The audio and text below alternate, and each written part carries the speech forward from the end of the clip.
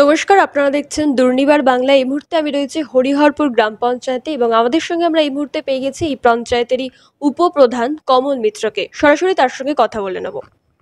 প্রথমেই দুর্নিবার বাংলায় আপনাকে স্বাগত। ধন্যবাদ। বলুন। ভোটের সময় বিভিন্ন উন্নয়নমূলক কাজ বন্ধ রাখতে হয়, তো ভোট শেষ, ভোটের ফলও প্রকাশ হয়ে গেছে। সেই কাজগুলো কতটা শুরু হয়েছে বা কোন কোন কাজ এই মুহূর্তে চলছে? ভোটের পরে আমাদের যে সমস্ত ফান্ডিংয়ের কাজ, 15 ফিনান্সের কাজ যেগুলো আমাদের বন্ধ হয়েছিল, প্রায় সবটাই সমাপ্তর পথে। এবং নতুন করে 24-25-এর প্রথম কিস্তির টাকা যাতে পায় তার জন্যে টেন্ডার প্রসেস থেকে শুরু করে যাবতীয় যা কিছু সব কিছু আমরা ইতিমধ্যেই সম্পূর্ণ করে ফেলেছি। তো এই বর্ষাকাল তো চলে এসছে, বৃষ্টিও হচ্ছে, আর জল নিকাশি একটা বড় সমস্যা রয়েছে বিভিন্ন এলাকায়। তো আপনাদের এলাকায় সেই সমস্যা কতটা রয়েছে? দেখুন, বর্ষার জমা জলের একটা সমস্যা আছে, কারণ গ্রাম পঞ্চায়েত এলাকায় যে সমস্ত বাড়িঘরগুলো হয় সবটাই তো নিয়ম মেনে হয় না, যার ফলে অনেক জায়গায় শালি জমি যেগুলো আছে সেখানে ফলার ফলে এবং জনবসতি বৃদ্ধি হয়েছে, পাশাপাশি ড্রেনেজ ব্যবস্থার একটা সমস্যা আছে, তাই জন্য জল কিছু কিছু অংশে জমে থাকে। তবে বেশিরভাগ ক্ষেত্রেই জমা জল সরিয়ে দেওয়ার জন্য যে পরিকল্পনাগুলো সেগুলো আমরা গ্রহণ করার ফলে অনেকটাই জমা জল সরে যাচ্ছে, তাড়াতাড়ি দ্রুত সরে যাচ্ছে। তো এই বর্ষাকালে জল নিকাশি ব্যবস্থার মোকাবিলা করার জন্য নতুন ড্রেন বা খাল সংস্কার এগুলো কতটা দেখুন, ইতিমধ্যেই আমরা আমাদের গত 2রা আগস্ট আমাদের দক্ষিণ চব্বিশ পরগনা জেলা পরিষদের কনফারেন্স হলে আমাদের হরিহরপুর গ্রাম পঞ্চায়েতের সঙ্গে এই জেলার অ্যাডিশনাল ডিস্ট্রিক্ট ম্যাজিস্ট্রেট, ডিপিআরডিও সাহেব ছিলেন এবং সমস্ত দপ্তরের ছিলেন।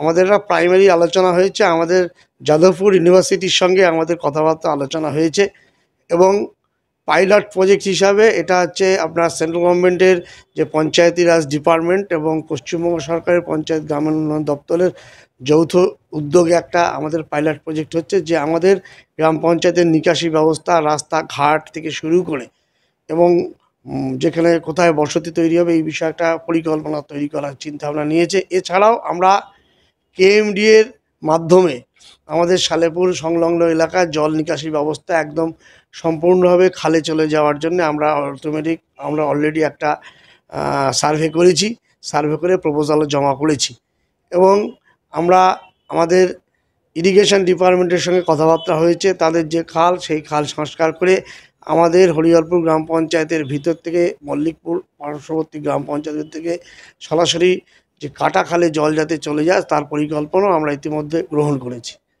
বর্ষাকালে ডেঙ্গু এখন একটা বড় সমস্যা, তো এর মোকাবিলা করার জন্য কি দেখুন, ডেঙ্গু মোকাবিলা ইতিমধ্যে আমাদের গ্রাম পঞ্চায়েত কাজ শুরু করেছে। আমরা প্রত্যেকটা সংসদ ধরে ধরে আমরা ডেঙ্গু স্প্রে করতে শুরু করেছি এবং ব্লিচিং চুন মিশিয়ে আমরা সর্বত্র দেওয়ার চেষ্টা করেছি। আপনারা জানেন যে দীর্ঘদিন ধরে কেন্দ্রীয় সরকার 100 দিনের প্রকল্পের কাজ বন্ধ করে দেওয়ার ফলে আমাদের যে আগে 100 দিনের যে প্রকল্পে যে যারা কাজ করতো শ্রমিকরা, যাদের দিয়ে আমরা গ্রাম পঞ্চায়েত অনেকটা পরিষ্কার পরিচ্ছন্নতার কাজ রাখতে পারতাম, সেটা দীর্ঘদিন বন্ধ হওয়ার ফলে আমরা গত বোর্ড মিটিংয়ে আমরা সিদ্ধান্ত নিয়ে আমাদের নিজস্ব তহবিল থেকে প্রতিটা সংসদে আমরা প্রতি মাসে আমরা লেবার দিচ্ছি। ওই 100 দিনের জব কার্ডে যারা কাজ করে তাদেরই আমরা মূলত কাজ দিয়েছি। তারা কাজ করছে গ্রাম পঞ্চায়েতের বিভিন্ন ড্রেনেজ ব্যবস্থা পরিষ্কার পরিচ্ছন্নতা রাখা এবং আমাদের যে ভিলেজ ক্লিনিং যে টিম আছে, ভিএসটি এবং ভিসিটি, ভিআরপিদের মাধ্যম দিয়ে আমরা তাদের সুপারভাইজারের মাধ্যম দিয়ে আমরা প্রতিটা সংসদে প্রতি সপ্তাহে অন্তত 15 দিন অন্তর চেষ্টা করছি আমরা ডেঙ্গু স্প্রে করতে। ইতিমধ্যে এখনও পর্যন্ত আমাদের গ্রাম পঞ্চায়েতে ডেঙ্গু আক্রমণ বা সংক্রমণের কোনো রোগী কিন্তু এখনও হয়নি। আশা করি আমরা যেভাবে কাজ করছি, আশা করি এটা আমরা প্রতিরোধ করতে পারবো সম্পূর্ণভাবে। মাননীয় মুখ্যমন্ত্রীর 74টার মতন প্রকল্প রয়েছে, তো এই প্রকল্পগুলো কতটা মানুষের কাছে পৌঁছে দিতে পারছে বা কোন কোন প্রকল্পগুলো বেশি করে পৌঁছে দিতে দেখুন, পারছে? মাননীয় মুখ্যমন্ত্রী যে 74টা প্রকল্প আজকের মানুষের কাছে পৌঁছে দেওয়ার জন্যে চেষ্টা করেছেন, তার প্রায় অভিমুখটা বলতে গেলে গ্রাম পঞ্চায়েত। আপনারা জানেন ইতিমধ্যে 8ম দফায় দুয়ারে সরকার সম্পূর্ণ হয়েছে এবং এই 8ম দুয়ার সরকারের মধ্য দিয়ে সরকারের যে সমস্ত প্রকল্পগুলো দুয়ারে সরকারের মধ্যে দিয়ে বাস্তবায়ন করার ক্ষেত্রে যা যা করণীয় আমরা সবটাই করেছি। যেমন ধরুন, লক্ষ্মীর ভাণ্ডার, এই গ্রাম পঞ্চায়েত ইতিমধ্যে প্রায় 7,000 প্রায় 8,000-এর কাছাকাছি মহিলা লক্ষ্মীর ভাণ্ডার পাচ্ছে। স্বাস্থ্যসাথী প্রায় সম্পূর্ণ হয়ে গেছে। এই গ্রাম পঞ্চায়েতে প্রায় প্রতিটা পরিবারই স্বাস্থ্যসাথীর আওতাভুক্ত হয়েছে। কন্যাশ্রী প্রকল্প, রূপশ্রী প্রকল্প, তারপর ধরুন কৃষক বন্ধু, হ্যাঁ, সামাজিক সুরক্ষা যোজনা থেকে শুরু করে আপনার মাইনরিটি ডিপার্টমেন্টের মধ্যে দিয়ে মুসলিম বিধবা মহিলাদের ঘর পাইয়ে দেওয়া, এবং আপনার প্রতিবন্ধী ভাতা, বার্ধক্য ভাতা, বিধবা ভাতা, যে সমস্ত প্রকল্পগুলো সরকারের মূলভাবে মানুষের কাছে পৌঁছে দেওয়া দরকার, প্রায় সবটাই কিন্তু আমরা গ্রাম পঞ্চায়েতের মাধ্যম দিয়ে প্রতিদিনই আমরা পৌঁছে দেওয়ার চেষ্টা করছি। এবং প্রত্যেকটা প্রকল্প কোথায় পাচ্ছে না তার প্রত্যেকটা নজরদারিও কিন্তু আমরা রাখছি।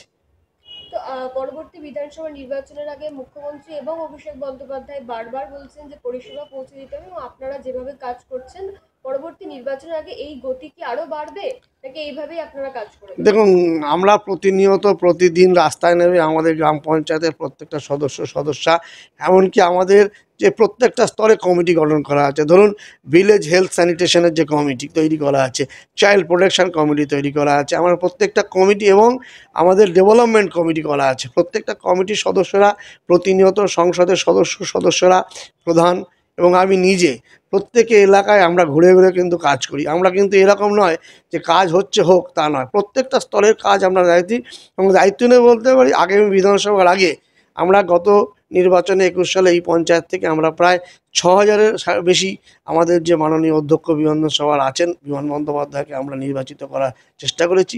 আশা করি আগামী 26 সালের নির্বাচনে এই ফলাফল আরও অনেকটা এগিয়ে যাবে। অসংখ্য ধন্যবাদ। আমরা কথা বলে নিলাম হরিহরপুর গ্রাম পঞ্চায়েতের উপপ্রধানের সঙ্গে। তিনি যেমনটা বললেন যে ভোটের সময় যে কাজগুলো বন্ধ থাকে সেই সমস্ত কাজ আবারও শুরু হয়েছে, এবং ডেঙ্গু মোকাবিলার জন্য তারা উপযুক্ত পদক্ষেপ নিচ্ছেন। এছাড়াও সরকারি সমস্ত প্রকল্পের কাজ তারা খুব ভালোভাবেই মানুষের কাছে পৌঁছে দিচ্ছেন, এবং আগামী দিনেও তারা এইভাবেই কাজ করে যাবেন, এবং যাতে পরবর্তী বিধানসভা নির্বাচনের আগে তারা মানুষের কাছে পরিষেবা বেশি করে পৌঁছে দিতে পারে, সেদিকেই তাদের নজর থাকবে। ক্যামেরায় গৌরবের সঙ্গে ঋষিতার রিপোর্ট, দুর্নিবার বাংলা। সব খবর সবার আগে পেতে আমাদের চ্যানেলটি সাবস্ক্রাইব করুন এবং পাশে থাকা বেল আইকনটিতে ক্লিক করুন, লাইক ও শেয়ার করুন।